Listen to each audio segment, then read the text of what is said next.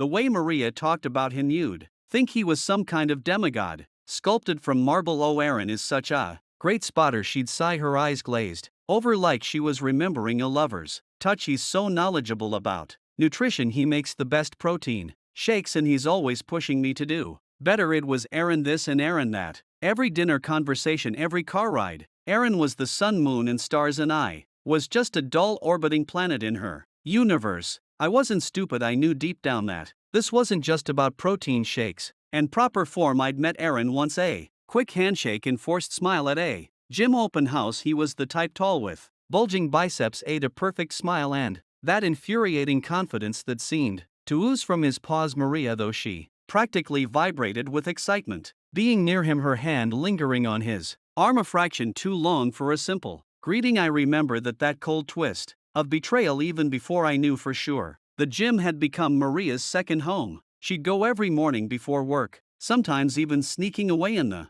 evenings after dinner, promising to only be an hour. She'd come back flushed, breathless, not from exertion but from something else. The stolen glances, the whispered phone calls. She'd end abruptly when I entered the room. The sudden change in her behavior, it was all adding up. I wasn't a fool, but I needed proof. I needed to see it for myself, so I did something I'd never thought I'd do. I hired a private investigator. It felt dirty, like I was invading her privacy, but the alternative, being constantly tormented by doubt, was much worse. He was expensive but worth every penny. He set up discreet surveillance targeting the gym. It took a week, but the video he delivered was damning. There it was, in black and white, or rather in grainy night vision. Maria and Aaron not lifting weight but kissing in a dark corner of the locker room. It was a clumsy, desperate embrace, a scene ripped from a bad romance novel. It was everything I feared, and yet it still hit me like a physical blow. I felt numb. The anger didn't come immediately. It was a cold, hard knot of her that settled in the pit of my stomach. For a while I didn't do anything. I walked around a ghost in my own life, going through the motions, trying to reconcile the woman I thought I knew with the woman on that video. I thought about confronting her, screaming, but something stopped me. I wanted to see her face when she realized that she wasn't as clever as she thought. Then I decided, no yelling, no pleading. This wasn't about me anymore, not really. It was about shattering her perfect little world. I wasn't just going to confront her, I was going to dismantle her facade, piece by piece. The next morning, as usual, Maria was up before the sun, bouncing with barely contained excitement about her workout. I played it cool, even offered her a quick kiss on the cheek. "Have a good one, babe," I said, the irony thick in the air. She grinned, the picture of innocent deceit, and then she was gone. I didn't go to work. Instead, I spent the morning meticulously organizing the video, cutting out the irrelevant bits, leaving just the raw, sickening truth. I made a copy on a thumb drive, a tiny dagger of evidence, a tangible representation of her betrayal. Around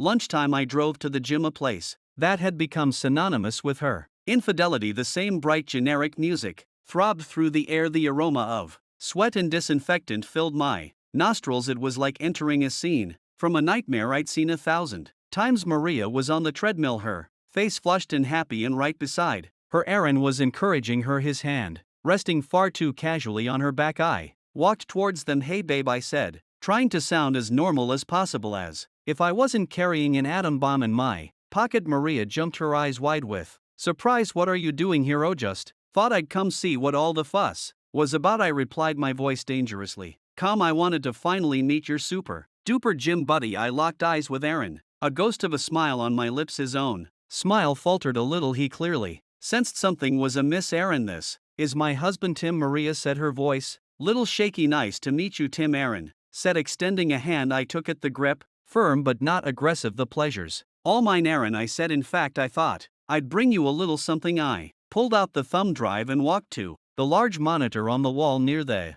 treadmills. I plugged it in, and with a few clicks the video began playing, the grainy footage of Maria and Aaron's tryst filling the screen. The music seemed to fade into the background. The treadmill went silent. The weightlifters paused, their heavy iron clanking against the floor, everyone's eyes glued to the screen. Maria gasped, her face drained of all color. Aaron's face turned a ghastly shade of red. "Surprise," I said, my voice low and menacing. The satisfaction I was feeling dark and intoxicating. "Guess you two aren't quite as discreet as you thought." Maria opened her mouth to speak, but no words came out. Aaron, however, found his voice. "This is a liar. You've edited this." "Oh, I Wouldn't insult your acting skills, Aaron. Your performance is quite realistic, very convincing, I replied, my voice laced with a sarcasm that cut like a knife. People were whispering, pointing. Maria was a statue of shock, her eyes wide and full of tears. I didn't care, my focus was on Aaron. So Aaron, the expert trainer, the nutritional guru, the lover, I said, stepping closer, my voice dropping to a menacing whisper. You thought you could just waltz into my life and take what's mine? You thought you could hide in the shadows and playhouse with my wife? He tried to look tough, but I saw the fear flickering